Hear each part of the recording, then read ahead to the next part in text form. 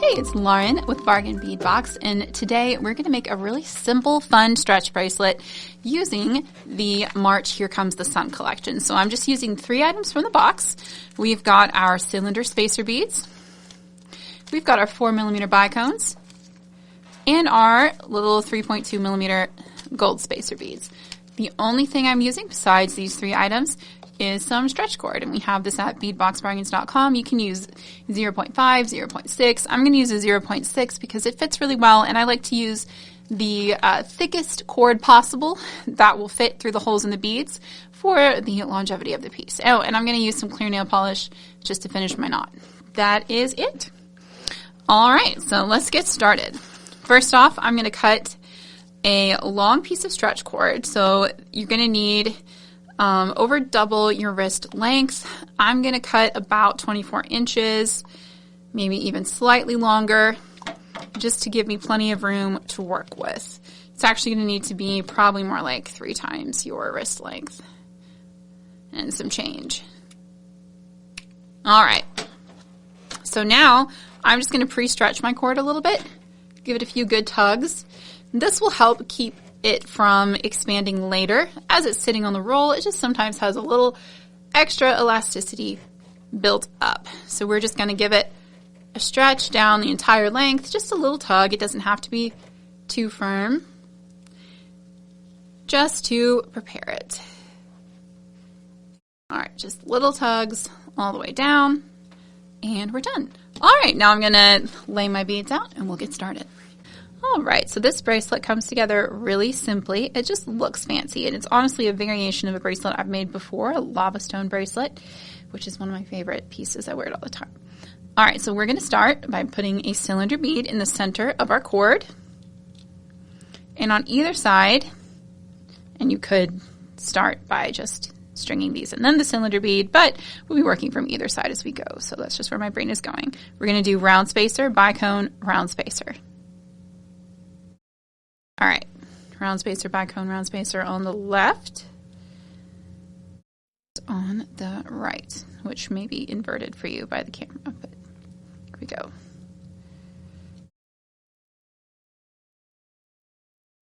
All right, so we have this little pattern on either side of our cylinder. Now I'm going to take the 2 ends. I'm going to move all my beads to the center of the cord. There we go. And now I'm going to string on another cylinder through one string, and I'm going to take the other end and I'm going to send it through the opposite direction. I often find it easiest to kind of start it and then just move the bead up over the cord. All right, so now it should look like this. You have a cord end coming out on either side of the bead, like so. And we're just going to pull on those 2 cord ends. So it makes a loop like that. So now you've got like a little square. And we're just going to be making lots of little squares until the pattern is long enough. So now we're just going to do another round bicone round on one side. And then the other side. Round bicone round. And then we're going to put both ends of the string through a cylinder bead going opposite directions. And this will make another segment.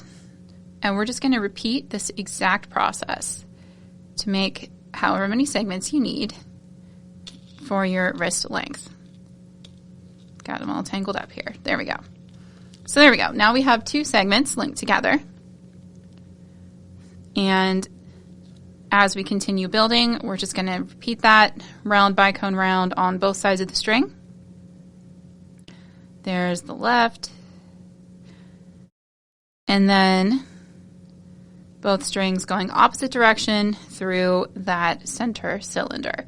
And I do recommend that you have, at least one extra link or segment rather than you think you need, because I love the bicones. They're so sparkly, but I don't like them. I'm a very highly sensitive person. I don't like them digging in to my wrist. I like to have a little extra give.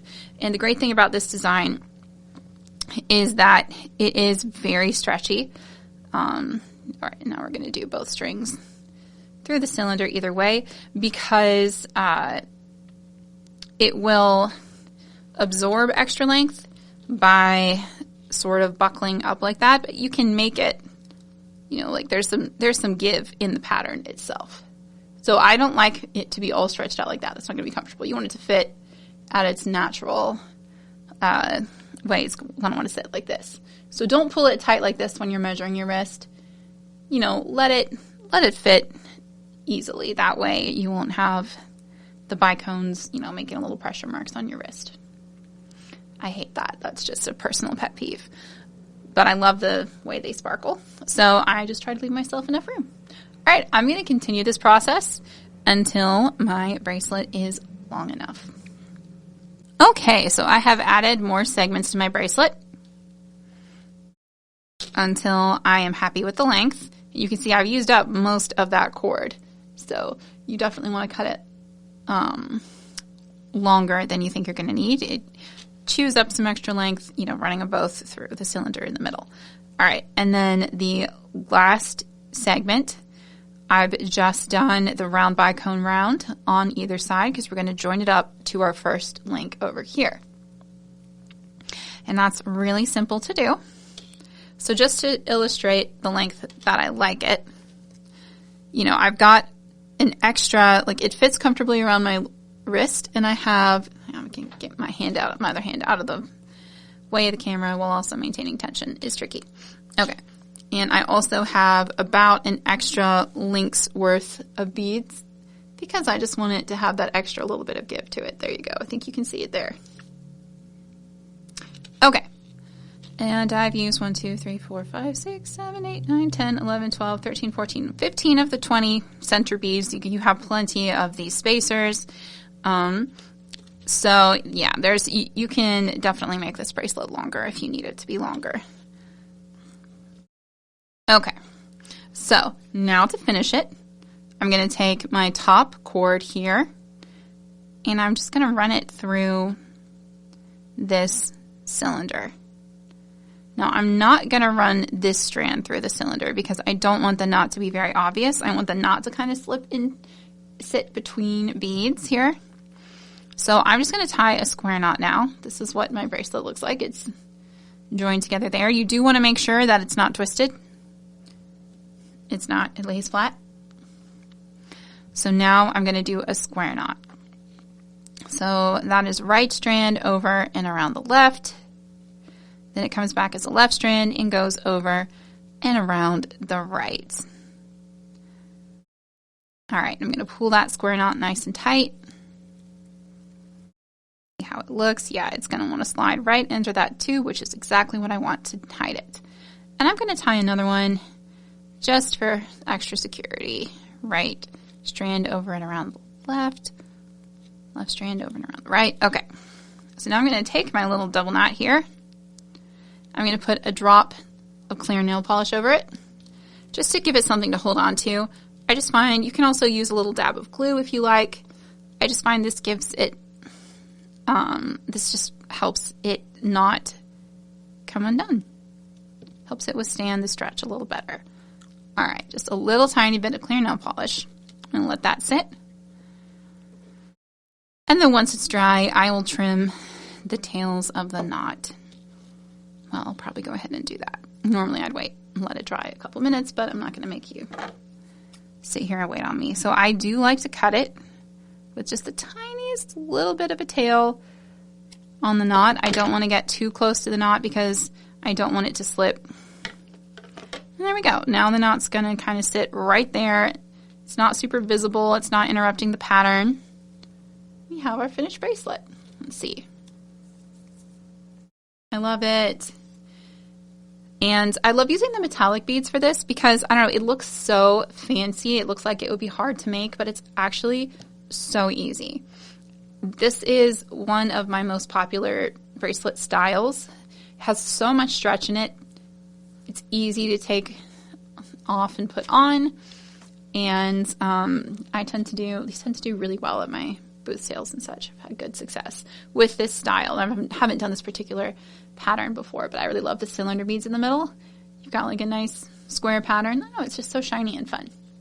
All right, and that's all there is to it. This is a very simple bracelet. It is not difficult to make, but it's super fun to wear. I hope that you like it. If you've made your own creations with the Bargain Bead Box for March, we'd love to see them too. You can submit them for our contest. We have expanded our contest. We will have 3 random drawings for the monthly gallery from everything that gets submitted to the monthly gallery. 3 people will win a $50 gift card to beadboxbargains.com. We will also have 3 juried contests. So those contests are going to be our like overall top favorite. You've absolutely nailed the theme of the box, like on theme. There's going to be an out of the box, like you were super creative and made something we never saw coming.